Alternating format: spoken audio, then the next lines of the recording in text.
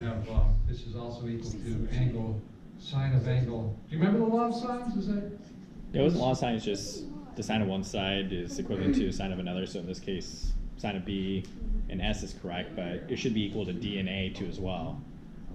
I haven't seen that before where you do C, D, and B, but the sine of D over A should also equal the sine of B over S. Yeah, so the sine, so in any triangle, the ratio of the sine to the opposite side is a constant. Yeah. It's That's invariant, right? So all these ratios are the same. In fact, if you take the reciprocals, what you get is the diameter of the circumscribed circle. And those are also equivalent though, too, correct? What, the other triangle? No, when you do the reciprocal of the sines. Oh, yeah, yeah, of course. If these things are equal, the reciprocals are equal. Right. Okay. So we wrote down some stuff we know from the law of sines. That was a big hint, huh? How about sine of A then is to S, right? A is also opposite S in this other triangle. As sine of X, did we, yeah, BCD, yeah, why write anything else here? We already have a name for that angle. That was silly. So sine of X over C, right? Professor? Yeah. Can you get clarification on the second piece there, the sine of CBD over A? Because I'm not sure how. So this is angle CDB, right? Correct. So the ratio of its sine to the opposite side. Oh, That's the invariant. Is that how you're supposed to notate it? What's the difference between just saying sine D over A, like you did with sine B over S? Well, because we don't know, sine, this angle is different than that angle, right? So when I say D, which angle do I mean? So when I gotcha. say CDB, I'm just being very specific. I see it. I mean this angle, not the other one. Okay, yeah, Yeah. I agree. Makes sense. Okay. So, although, what do we know about those two sines? They're equivalent? 180. They add up to 180, so. Yeah, there's complement. Supplement? Supplement. Supplement. So, on the unit circle, if you have an angle here and a supplement here,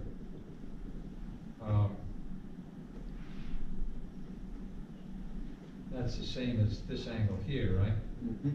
These are the same, right? And so these y coordinates are the same. So, your point is a good one. In fact, the sine of this angle is the same as the sine of that angle because they're supplements. So I could just write angle D, and then it would be, as long as we're just taking, if we're taking the cosines, we'd have to be more careful because the cosines are opposite. No, it's fine, but when I was taking this in trigonometry, we never were in this particular situation where you had to specify one side of the angle to the other, okay. so it makes sense. So this would be ADC or CDA instead of, there's the complement.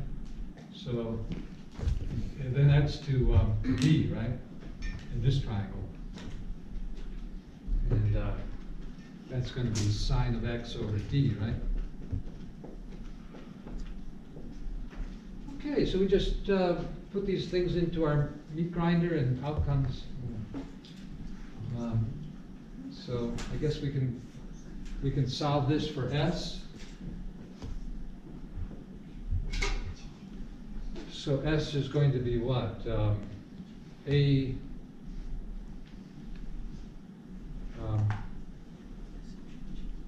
Yeah. All right. So actually, let's write one more law of sines because we have one other triangle, right? Yeah. The big triangle. Which triangle? The one that we've divided into pieces, right? So what can we say for the big triangle? We can say sine of B over B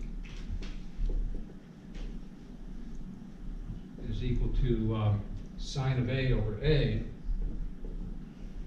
Sine of C over. And C is 2x, right? So let's write 2x for that, right? Oh. So sine of 2x, because this is the section on double angles, and so that's kind of another hint that they want us to use this, right? So that's where the cosine is probably going to come out, right? BA. Yeah, so that's going to be D plus C. Oh, C. Okay. Okay, and let's then Oh, I see. rewrite that as 2 sine x cosine x over d plus c. What is D plus D? So if we could solve one of these for d and solve the other one for c, maybe then we could substitute somehow. The sine x will cancel out, right? Because d and c both have a factor of sine x in them. Okay, so let's say, what does this say c is?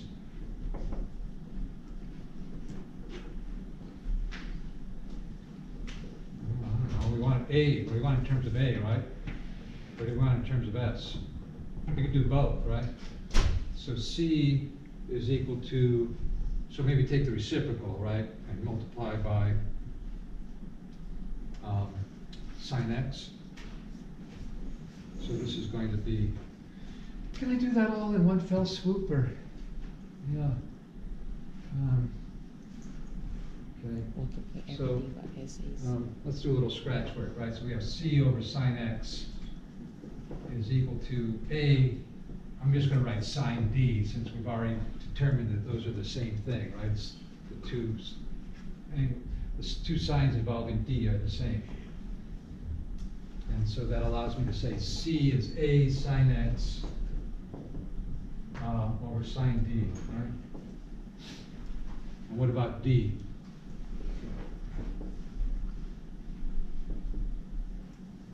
Now it's going to be b sine x over sine d. Is that agreeable? Maybe should I do that here? I can say d over sine x from here, right, is b over sine d, and then solve for d. So I'm going to take these three things and put them together, see what I get. Somehow s pops out of here. I don't see s in any one of these, right? So somehow we still have to get s involved. But yeah.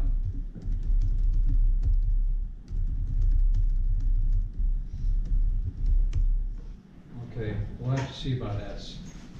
So we can say now sine b over b equals sine a over a. Oh, yeah. I don't know which one of these is useful, or if either one is useful, but we now know that that's equal to 2 sine x cosine x after we substitute for d and c. That's going to be a sine x over sine d plus, right, that's c. So I'm substituting for c, a sine x over sine d. Now I'm going to substitute for d, b sine x over sine d. So that's equal to sine x. So I've got a factor of sine x in the numerator and a factor of sine x in the denominator.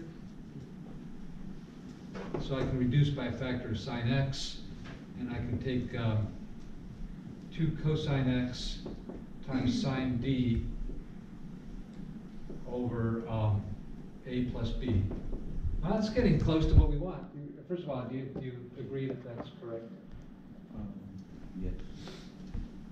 I guess we're not going to need that anymore.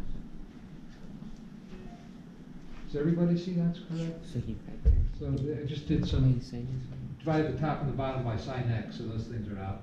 Then I've got the reciprocal, I'm dividing by the reciprocal of sine d, that's the same as multiplying by sine d. Right?